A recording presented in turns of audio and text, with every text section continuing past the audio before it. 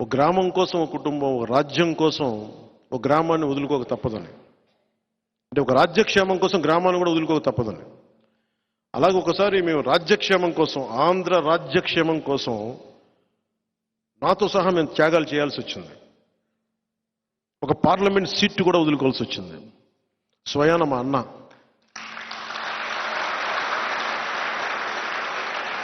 మా నాగబాబు, నాకు హిస్టరీ పాఠాలు నేర్పించిన నా టీచర్, నాని పాల్కీవాల్ అనే గొప్ప లాయర్ని నాకు పరిచయం చేసిన వ్యక్తి, ఒకలా నా టీచర్. నాకు ఆయనకి మాట ఇచ్చి కూడా నేను ఈ పొత్తులో దాన్ని త్యాగం చేయక తప్పలా. అలాంటిది మా అన్న ఈరోజు పొద్దున లెటర్ పంపించాడు. ఏం పర్లేదు, నేను నీకు అండగా ఉంటాను, నువ్వు చెప్పిన 21 నియోజకవర్గాల్లో, అంటే నువ్వు చెప్పిన 21 నియోజకవర్గాల్లో మన అందరి అభ్యర్థుల కోసం కృషి చేస్తాను. నువ్వు ఎక్కడైతే అలయన్స్ పార్ట్నర్స్ ఉన్నారో ఎక్కడికి వెళ్ళమంటో అక్కడికి వెళ్ళి నేను పనిచేస్తానని మనస్ఫూర్తిగా మా అన్నయ్య నాగబాబు గారికి నన్ను అర్థం చేసుకున్నందుకు ప్రత్యేకంగా నా కృతజ్ఞతలు. అది ఎందుకు చెప్తున్నానంటే, త్యాగాలు చేయకుండా ఎవరూ లేవు. వీటన్నిటి వెనక రాష్ట్రం బాగుండాలని ఒక ప్రయోజనం. కొంతమందికి వచ్చినాయి, కొంతమందికి రాలేదు. రేపొద్దున ప్రెస్ మీట్లు పెట్టి నన్ను తిడితే నేనేం బాధపడను, నేను మీ ఆవేదన అర్థం చేసుకోగలను. కానీ స్థాయికి మించి చేస్తే మటుకు క్రమశిక్షణ చర్యలు తప్పవు. ఎందుకంటే మీరు నన్ను వ్యక్తిగతంగా ఏదైనా తిట్టండి, పొత్తు ధర్మాన్ని మటుకు ఆ స్ఫూర్తిని చంపగలను. అలాంటి వ్యక్తులు ఎవరన్నా కూర్చొని ఉన్నా కానీ భవిష్యత్తులో కానీ సమీప భవిష్యత్తులో కానీ ఖచ్చితంగా క్రమశిక్షణ చర్యలు తీసుకుంటాను. దాన్ని దయచేసి అందరూ, ఎందుకంటే మా నాగబాబు గారి గురించి చెప్తున్నాను, ఆయనకి మాట ఇచ్చి కూడా నేను వెనక్కి వెళ్లాల్సి వచ్చింది. అలాగే నేను ఎక్కడి నుంచి పోటీ చేయాలి, ఎమ్మెల్యేనా ఎంపీనా అని.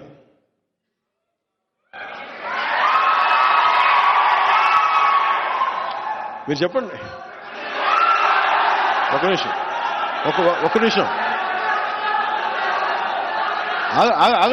ఆగండి, ఒక నిమిషం ఆగండి. వినండి మాట వినండి మాట. Silence, quiet. ఒక్క నిమిషం. అలాగే ఇప్పుడు నాకున్న తిరుపతి నిన్న ఇచ్చేసాను. అలాగే అన్నిటికంటే కూడా పిఠాపురం, వీటన్నిటికంటే కూడా నేను అడిగేది వినండి. అలాగే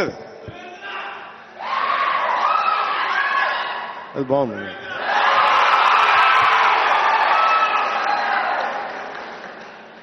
ఇది నేను పోటీ చేద్దాం అనుకుంది ఎమ్మెల్యేగానా ఎంపీగానా అని అనుకున్నాను.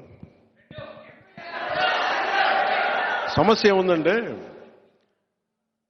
చాలామంది పెద్దలను కోరుకున్నారు మీరు రెండిట్లో పోటీ చేయమని. కానీ కన్ఫ్యూజన్ ఏముంటుందంటే, క్రాస్ ఓటింగ్ ఉంటుందా, నిలబడతామా లేదా, ఇవన్నీ ఉన్నాయి. అది ఎలా చేద్దాం ఏంటి అనేది ఇంకొద్ది రోజుల్లో ఒకటైతే ఖచ్చితంగా చెప్పగలను. నిన్న భీమవరం పులపర్తి ఆంజనేయులు గారికి ఇచ్చాను, తిరుపతి ఏమో మన జంగ శ్రీనివాసులు గారికి ఇచ్చాను, గాజువాకేమో తెలుగుదేశం వాళ్ళు తీసేసుకున్నారు అనుకుంటాను ప్రస్తుతానికి. సో పోనీ పిఠాపురం తీసుకుందామంటే మా ఉదయ్ ఉన్నాడు ఇక్కడ. సో ఉదయ్ని ఏం అడగాలో తెలియట్లే. సో ఉదయ్ని అడిగి పిఠాపురం ఖాయం చేసుకోమని చెప్తాను.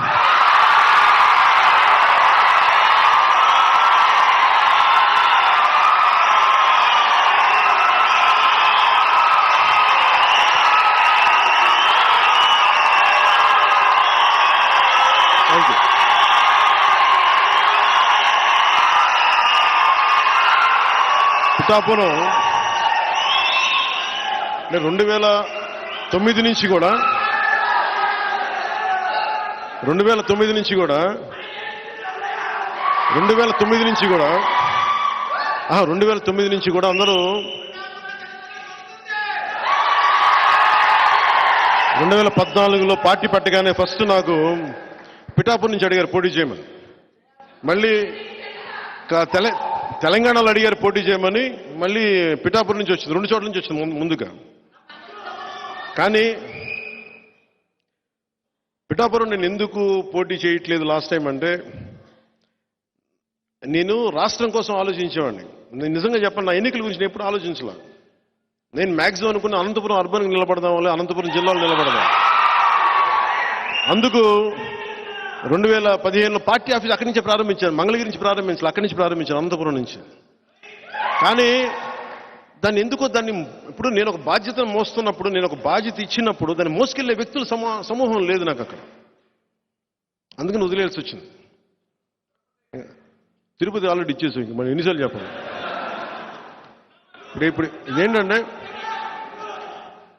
జనసేన పవన్ కళ్యాణ్ పిఠాపురం నుంచి పోటీ చేస్తారు.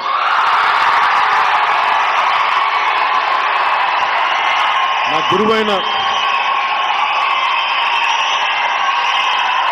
గురువు దత్తాత్రేయుల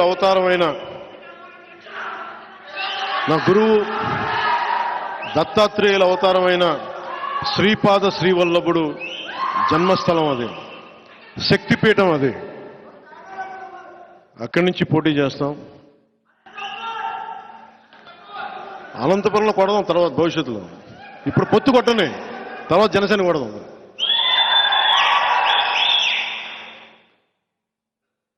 ఎంపీగా పోటీ చేయాలా లేదా అనేది కొద్ది రోజుల్లో ఆలోచన. అంటే నాకేం అదే ఇవన్నీ ఎస్లు ఉన్నాయి, నోలు ఉన్నాయి. అది ఎట్లాగనేది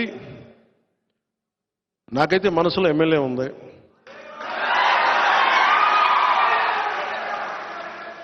అందుకని నేను దాని మీద ఏం వ్యాఖ్యానించట్లేదు. పెద్దలతో మాట్లాడి నా నిర్ణయం చెప్తాను వాళ్ళకి.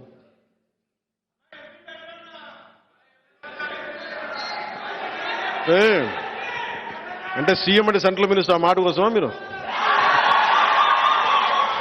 చేద్దాం ముందు కాదు, కొంత నేలని ఇక్కడ కడుగుదాం. ఇక్కడ కొంత పార్టీ నిర్మాణం ఎలా జరగాలి,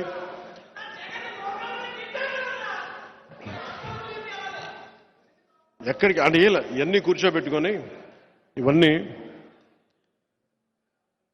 ఈసారి 21 స్థానాలకి పరిమితం అయిపోయినా కానీ, మొన్నదాకా 98% స్ట్రైకింగ్ రేట్ అని చెప్పా, ఇప్పుడు 100% కొట్టాలి.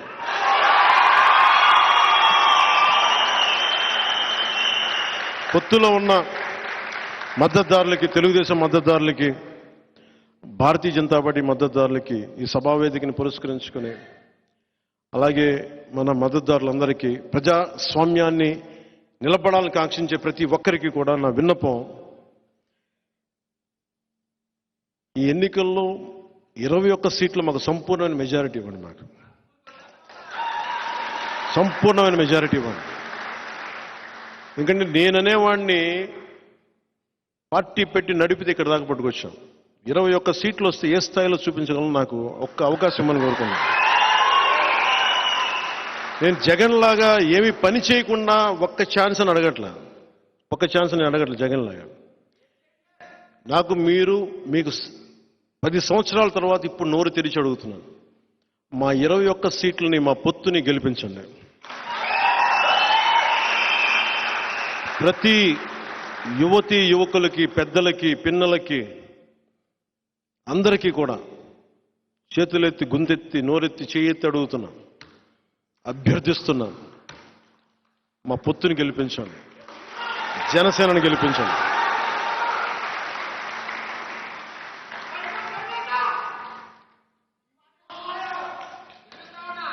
ఎవరికి ముగింపు వాక్యాలుగా ఇల్లేమో దూరం అని చెప్పాను కదా, ఇప్పుడు 10 సంవత్సరాల తర్వాత అధికారం అనే ఇల్లు కనుచూపు మేరలో ఉంది. ఒకప్పుడు దీపం లేదు, కానీ ఇప్పుడు చేతిలో వెలుగులు విరజమ్మే కాగడం ఉంది. గుండెల నిండా ఒక పవన్ కళ్యాణ్కే కాదు ధైర్యం, మొత్తం సమూహానికి ఉంది కాదు. మనం కాకపోతే ఇంకెవరు, జనసేన కాకపోతే ఇంకెవరు. సో మనస్ఫూర్తిగా మీ అందరికీ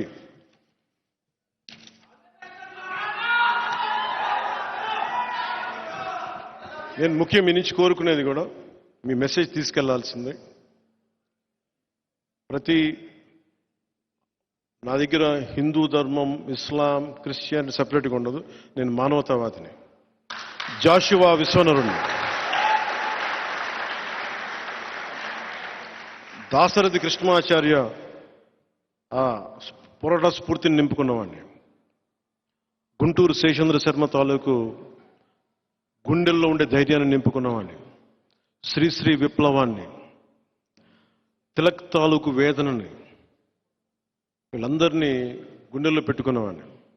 నా వల్ల ఈ సమాజానికి మేలే చేస్తాను తప్ప చెడు చేయను.